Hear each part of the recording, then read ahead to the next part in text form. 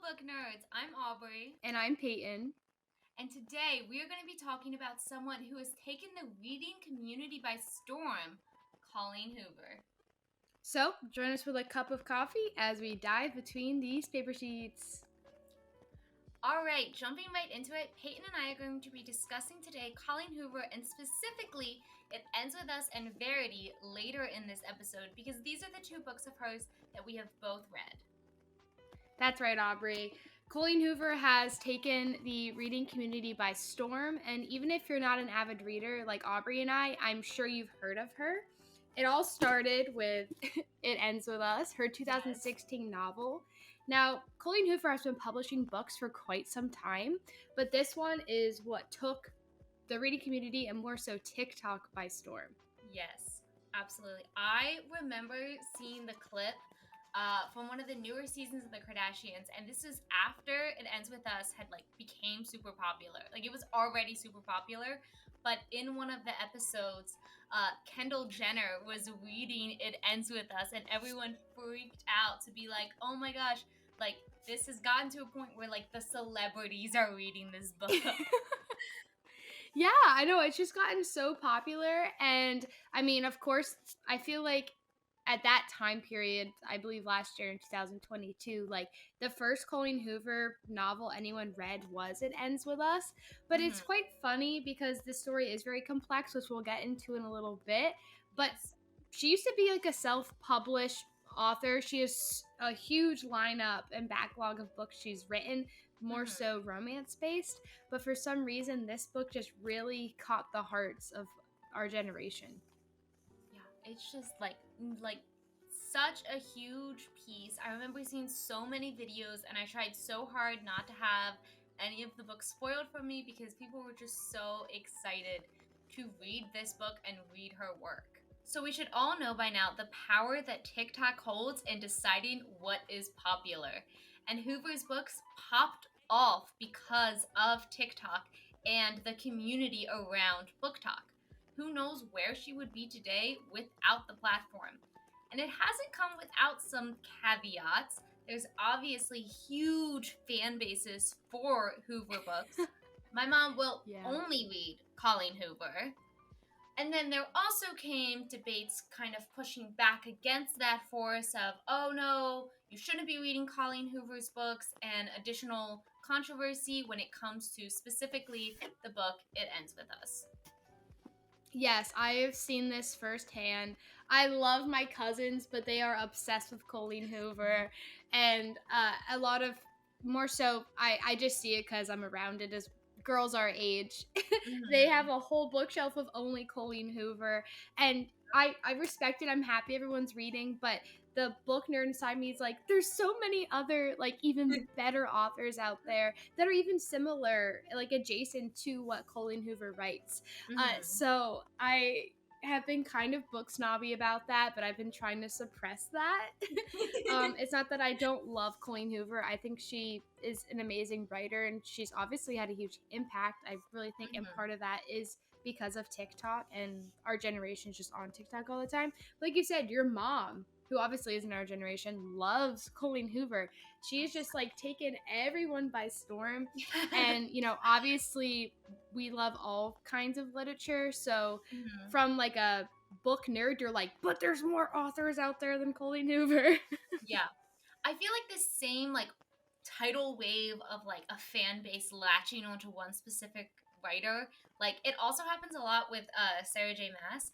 And like her fans, I mean, I obviously am an avid fantasy reader specifically. I mean, I read all types of books, but like people will be like Sarah J. Maas or nothing. And I feel like in the same way, it's like Colleen Hoover or nothing.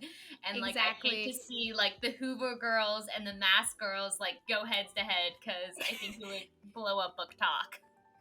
Oh no, I really think that's it. Is you have these like, I think what's come out of 2022 and is falling into 2023 is like you have the fantasy lovers who like love the steamy stuff, and then you have the Colleen Hoover lovers that it's like this modern day romance, and they're like fighting each other, yet they both have read the other works.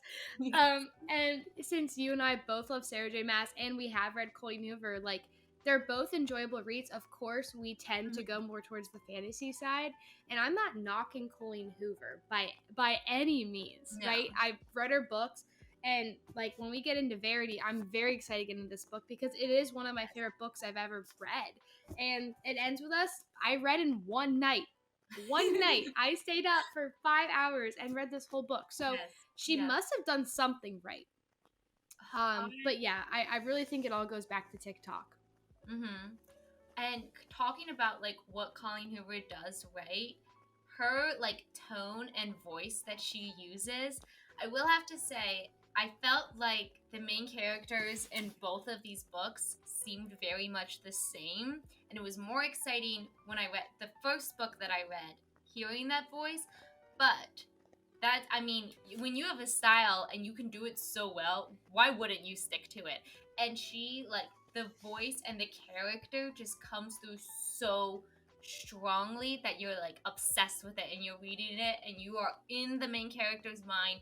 You're right there with them. They are like, you know, a little like rougher around the edges, sarcastic, witty. Like, you are obsessed when you're in these books. Mm-hmm. And I, of course, would be open to conversation about some of her other books, and I'm not against reading them. Mm-hmm. They're not on my current TBR. But yeah, for sure, the two main characters in these books, they do read the same. They just do.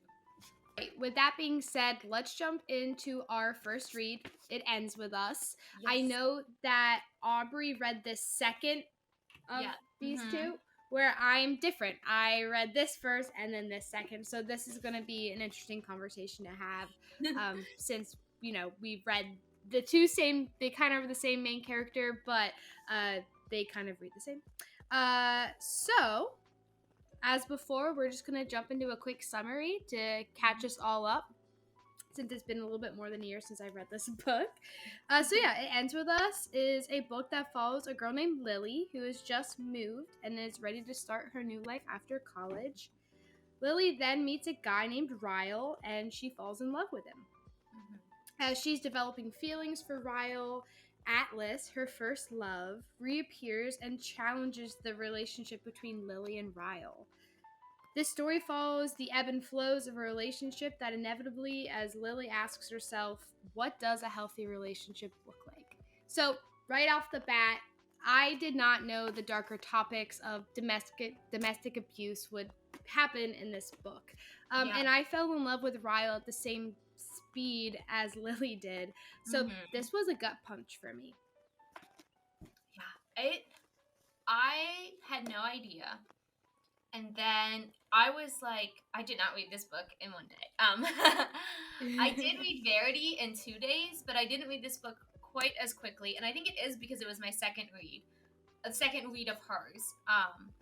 But I was almost to the first instance of violence when it was spoiled for me on TikTok, what would happen. And even knowing what would happen, it's crazy, just like, and Colleen Hoover talks about how, like, this is based off of because her mom was domestically abused and she wanted to, you know, write this story in tribute to her and what that kind of life looks like. And you're reading it, and in the flashbacks, you constantly see Lily's mom being domestically abused. And so you know that Lily has grown up witnessing this. But when the first incident happens with Ryle's, it's like your heart is just like, no, that's not him. Like, that can't possibly be him. Like, of course we need to forgive him. We need to like that's not him. He wouldn't treat her that way. And you're just kind of in this state of a denial with Lily, which I think is so powerful and so incredibly well done, because that's what it's like to victims in real life. That is why, you know, it's not such an easy question. Well, why didn't you just leave it? Why didn't you just, you know, call the police immediately? Like, it's always so much more complicated than that. And I think that she does that so well.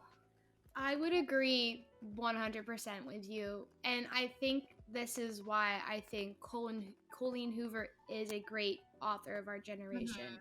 Because girls our age, we're in some type of relationship. People our age in general, you know, female, male, whatever, we're in relationships. And I just think this was such an eye-opening experience for me. Yeah, absolutely. Because even like towards the end where things just got even worse, Mhm. I was still like, it's fine, like it can still work out, Yeah. because if you've read the Mhm. book, you know they end up having a kid together.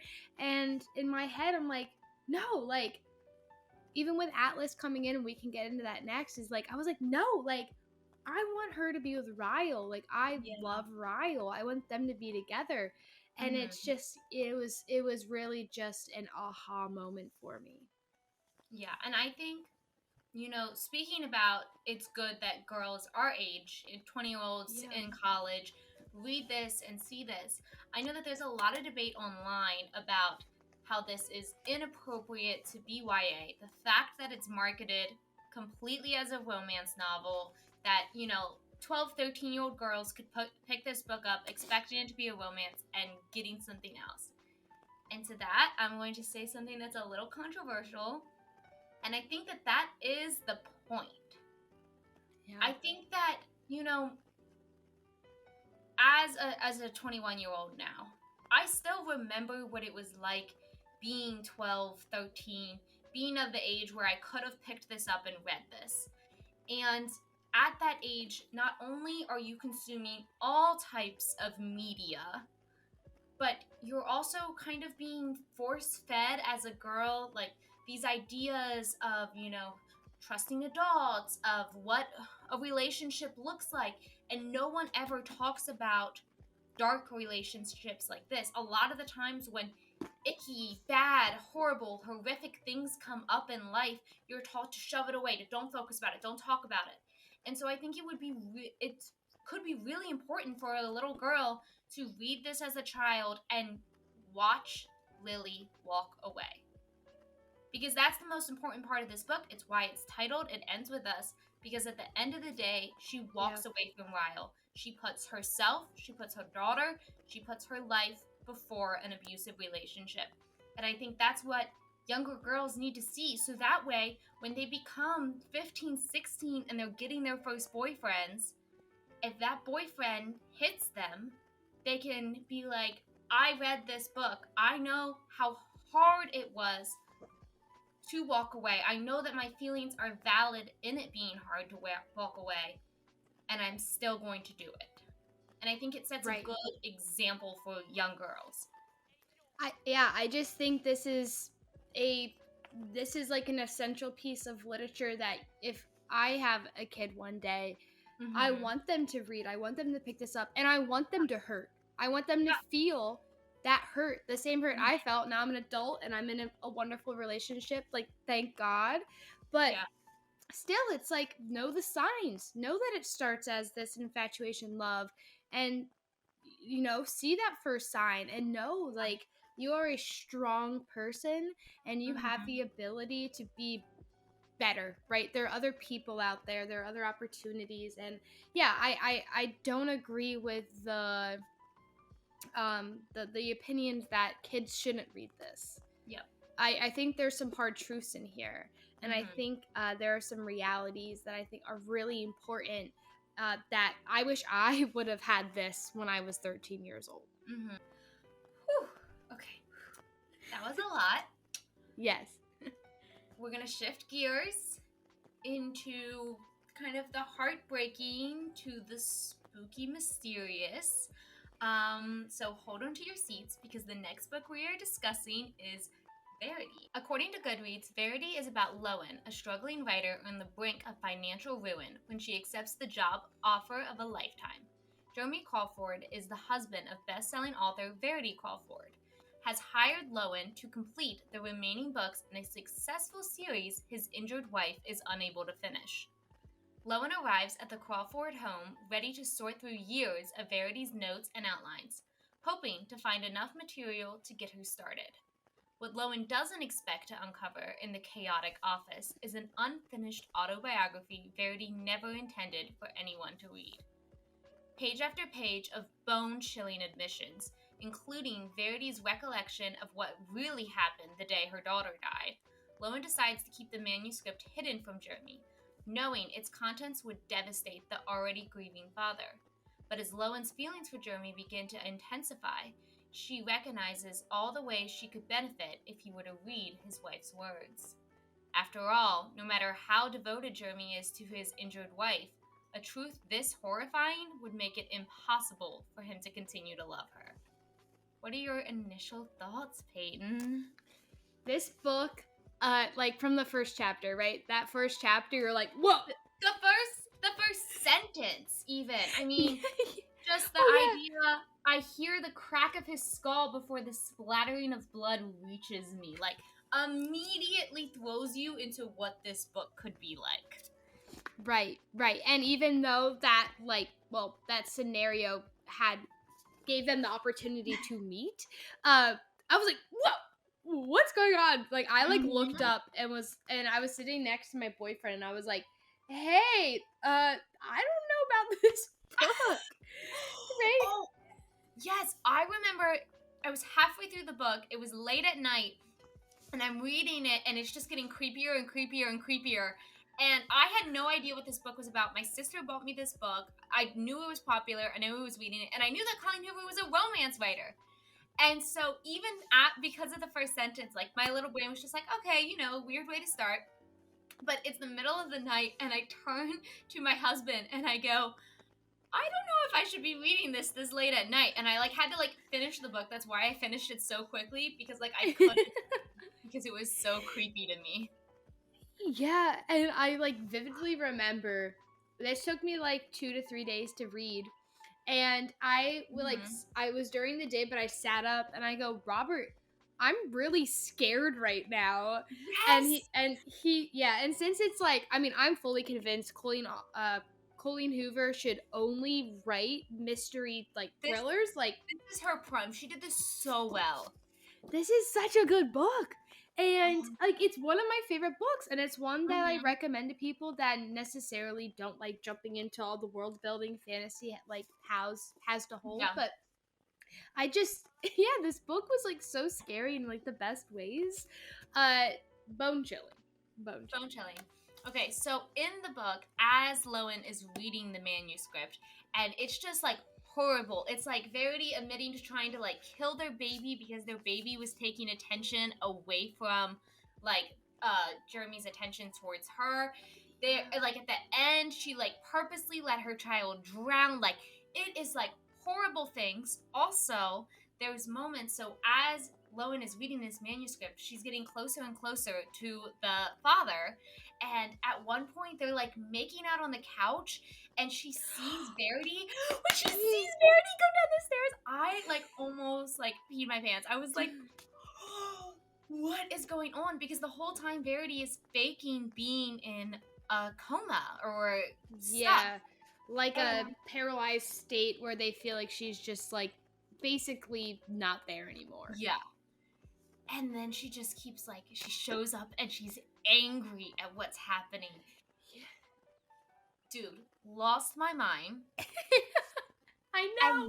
And then, okay, so the whole time you're reading this, you're Verity is horrible. This is horrific. This is terrifying. Is Verity gonna kill all of them in their sleep? The child knows the whole time that Verity isn't actually sleeping, and she's manipulating her child to keep it a secret. Horrible, terrible things. And then at the very end, they end up killing Verity. So that way they can put this all behind them. They move. Lowen gets pregnant with the father. They get married and whatever. Yep. But there's the letter. Oh yes, underneath the floorboards. Yep.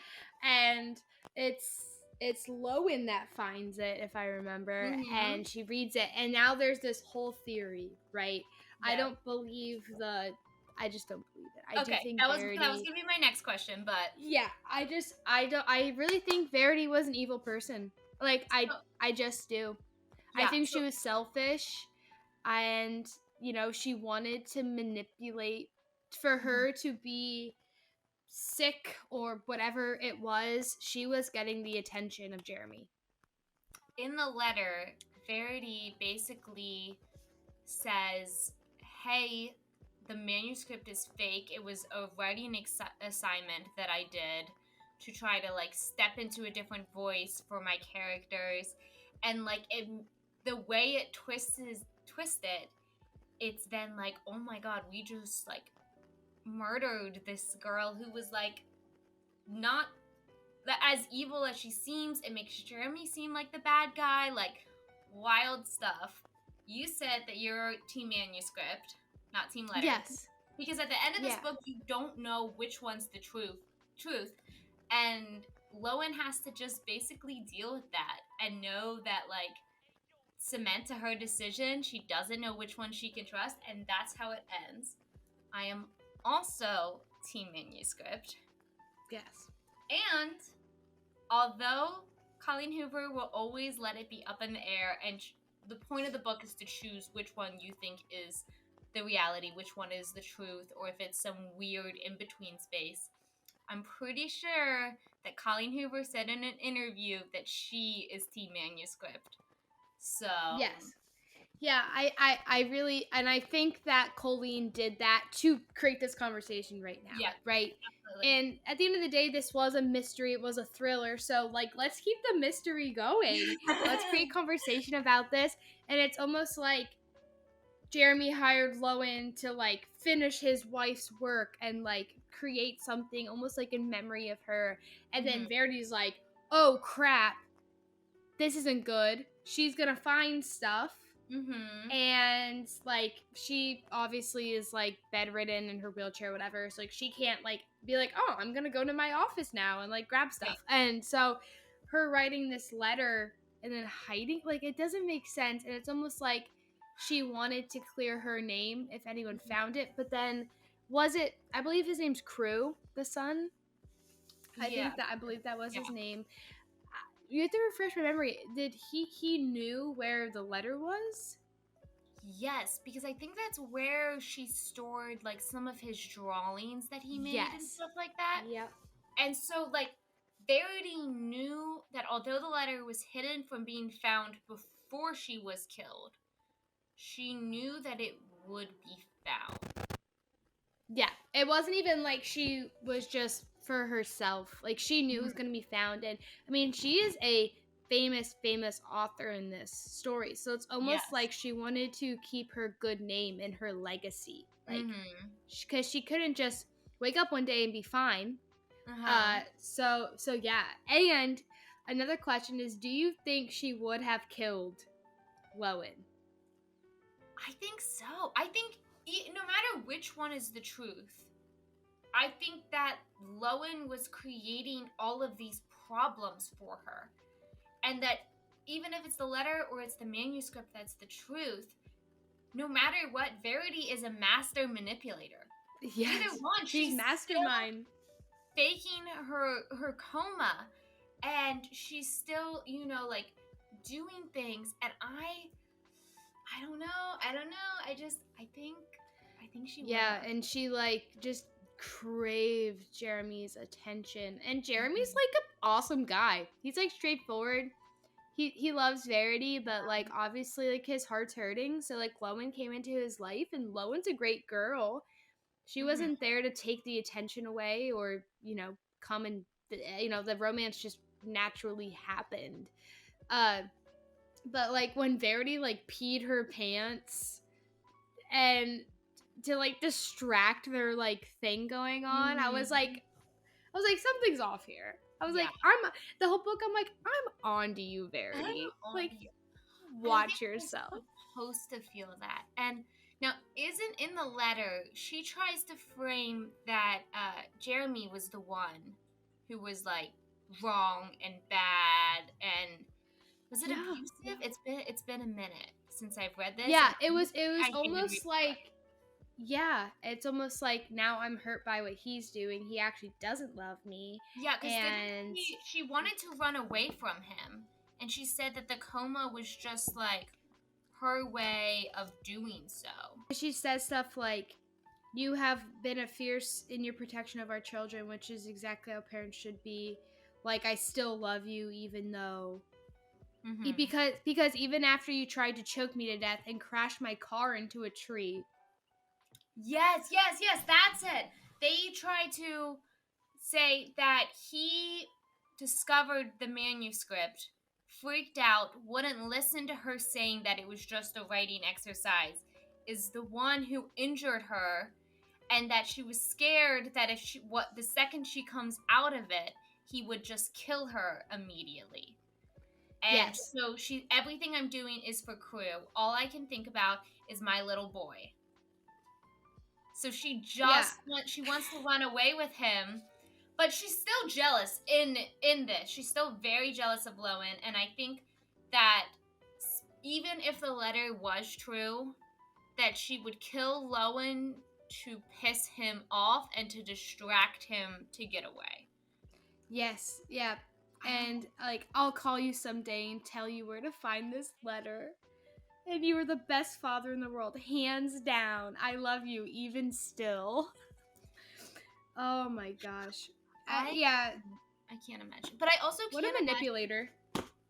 Writing that, even if it was a writing exercise, like under the assumption that the letter is true, writing it about your own life and about wanting to kill your own child, and like the detail, like I know that she's a published author in this book.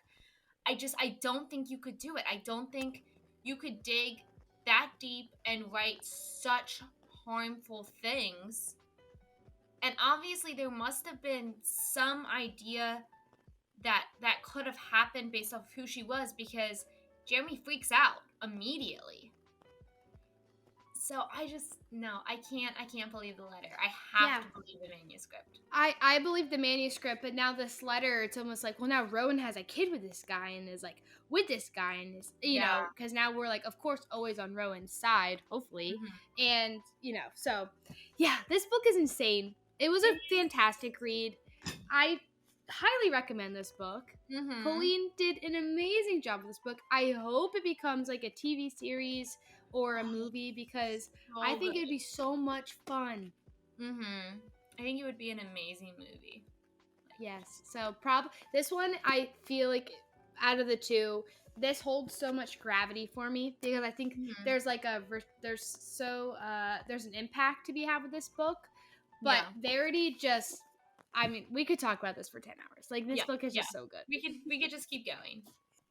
That is all we have time for today. Whether you think she's overrated or not, Colleen Hoover is a great writer. She's taken the world by storm, and I support her. And let us know if you want us to review the It Ends With Us movie when it comes out. Our girl Blake Lively will be playing Lily, so I am super excited about that. So let us know if you want us to review that when it comes out. We can open up that conversation again. And we want to hear your opinion about these books. So what are your views on Colleen Hoover? Let us know if any of her other reads are even better than the ones we've discussed today. And comment below any more suggestions or what you want to see in the future. All right, everyone. Thank you so much, and happy reading.